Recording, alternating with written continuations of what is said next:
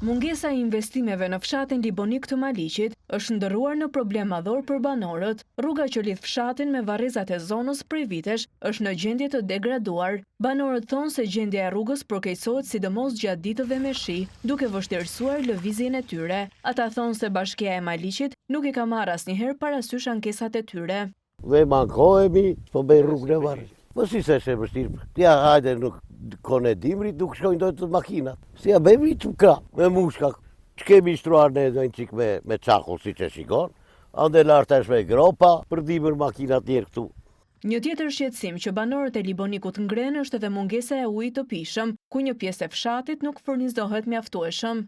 Kanalet për banditurit, ujë për fshatit, është një depo, ja, shikoj e ku e ke depo. Gjysma e fshatit që nuk ka ujë të pishëm, e kam stakuar, nuk u kam as saatin e ujit, se kam hapur një pusë se nuk kam shërbim. Kryetari i fshatit, Vasil Talka, thotë se këto problematika janë adresuar në Bashkinë e Maliqit, por sipas këtij institucioni, investimet infrastrukturore kryhen sipas një radhe. Banorët kanë shumë të drejtë. Ajo është një rrugë që duhet shtruar dhe është një problem i mbartur këtu e shumë vite. Këtë probleme ka të qartë edhe kryetari i bashkisë, edhe Këshilli Bashkiak, mirë po kryetari ka bërë një analizë dhe ka ndirë këtë përfundim që ajo rrugë duhet bërë, po ka rrugë më përparësore që duhet bërë në fshat. Kryetari e ka bërë të qartë që duhet bërë, po kur t'i vi radha. Banorët kërkojnë që autoritetet të ndërmarrin veprime konkrete për të përmirësuar kushtet e jetesës në fshat.